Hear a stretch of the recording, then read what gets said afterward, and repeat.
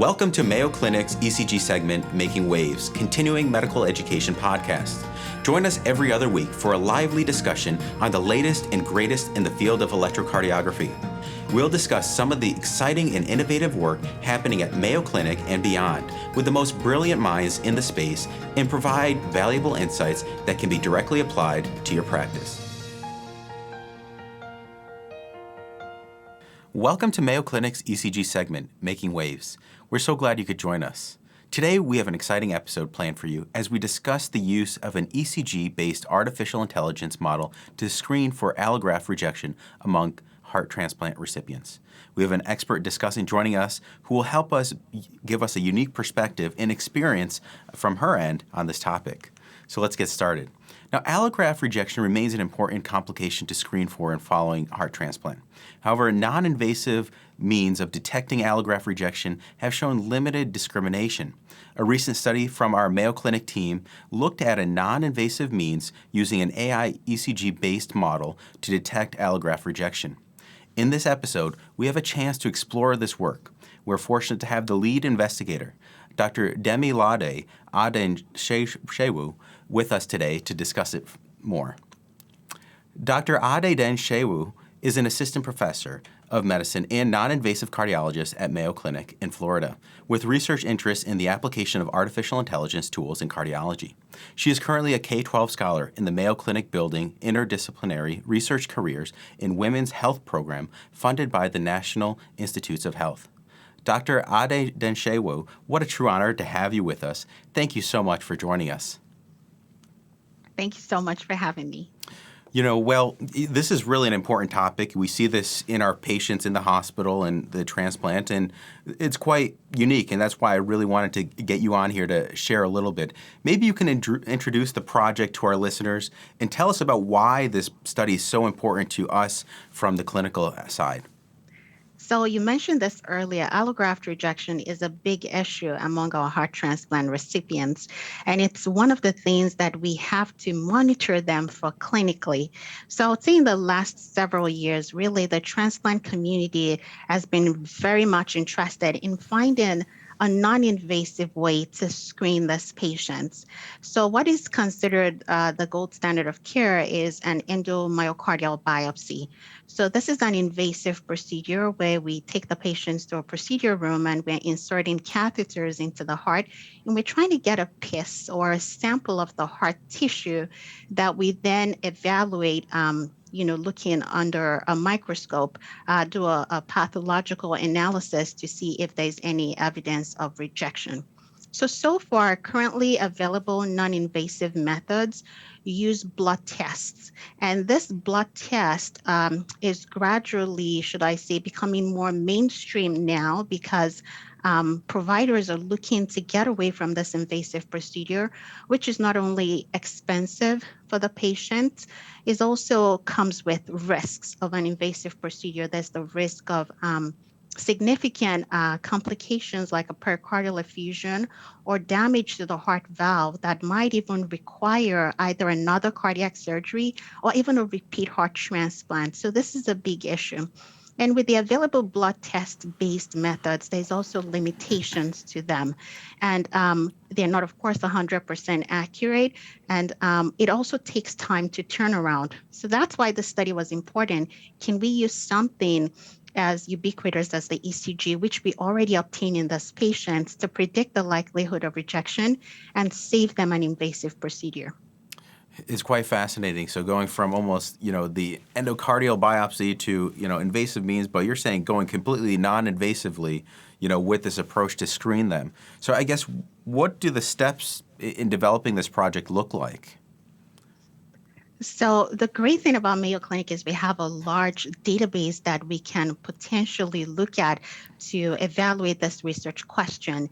And, we've been performing heart transplants now for a number of years. So using the Mayo Clinic database from all three sites, Mayo Clinic in Rochester, Arizona, as well as in Florida, we were able to extract data on heart transplant recipients over time. And this included digital 12-lead ECG data, the data of their heart transplant, as well as all endomyocardial biopsies that these patients have had and the final results of these biopsies. I should mention that early on, and the practice varies across sites, it is possible that patients are getting up to 14 biopsies within the first year of having a heart transplant. So a lot of results that we could look at. And what we did was we developed a model that is based on a convolutional neural network that takes this data from the 12-lead ECG to see if we can train it to predict the results on the endomyocardial biopsy. Very neat. And speaking of the results, what are the results from this study look like? So they've actually been quite interesting. We found that using the 12-lead ECG data by itself, we're able to predict the likelihood of cardiac allograft rejection with an AUC of 0.84.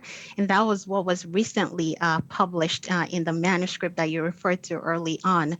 We also conducted a smaller pilot study because we wanted to make sure that, apart from looking at the data retrospectively, wanted to be sure that this works prospectively. So what we did was a small pilot study here in Florida where we enrolled heart transplant recipients that were coming in for an endomyocardial biopsy. So we approached them just before they got in or on the day of their procedure to see if they will be willing to participate. And what we did was we recorded 12-lead ECG just before they got their biopsy. And then we followed up their results to see what it showed. And the likelihood of rejection now is becoming more rare with advances in the medical therapies that we use. But we found 2 cases of rejection in that small prospective study where we enrolled roughly about 80 patients over a few months. And the AI ECG model correctly identified both cases of rejection. It's quite fascinating. And you wonder, if it's looking at the change between the baseline, a different arrhythmia, and some maybe conduction disturbance from that. And I don't know if you looked into that, but I guess this is such an important study. What do you see as the potential implications of this to the patients we deliver care to? So I would answer both parts of the questions, like what could the model be looking at? So one thing we did was we also evaluated, the clinical features of the ECG. What are the changes that we see on the ECG among patients with rejection? And one of the reasons why we thought that this would be a potentially good way to create a model was because we do know that among patients who have severe rejection, there's evidence of ECG changes that we clearly see. So our thoughts are, is it possible that there are some subtle changes that happen early before they get to that severe rejection that the model could pick up? So of course, we found differences in the ECG features. So heart rate was a little bit faster among ECGs that for patients who had rejection. Atrial fibrillation was also more common amongst patients who had rejection. We also noticed things like changes in the QRS duration, and all of this is also detailed in our paper. But when we created a separate logistic regression model just based off of those changes that we saw clinically, the AUC wasn't as predictive as the AI model by itself. So it is possible that some of these features are being taken into account, as well as maybe additional subtle features that we cannot see on the ECG. Now I am going to switch and talk a little bit about the clinical implications. The implications for us is it allows us to monitor our patients more closely, which means we can monitor them more frequently. Since ECGs are non-invasive, you can get as many as needed. Typically for this patients within the first year of a heart transplant, it usually, changes their life in a significant way. They have to be close to a heart transplant center. They have to be able to go in to have these procedures done. So if they're living out of town or out of state, they basically have to relocate within the first 6 months of getting a heart transplant, which can be a little bit hard on the patients. But now this allows us the opportunity to have remote monitoring. They can be anywhere and have the ECGs done and transmitted to us. You can check as frequently as you need to if you wanted to monitor them every week or even every day within the first few days of having a heart transplant. So I think that this can be a big issue for the patients as well as providers, reducing healthcare costs, improving convenience for the patients, and ultimately improving outcomes. It's quite amazing, and I think you hit it on the head why we do sometimes some of these things. And the quality of life is important. And to our heart transplant patients, they're going through such a significant thing in their lives. And if they could be closer to family, closer to home, yet still have the proper care they deserve, it's amazing. Screening approaches to detect early cardiac allograft rejection are important. The ECG appears to offer a non-invasive, readily available, inexpensive, and a rapid approach to do just that. Dr. Adedin Shehu, thank you for sharing your exciting new work in this field. It's exciting to see the potential application of these AI-based ECG models for our heart transplant patients.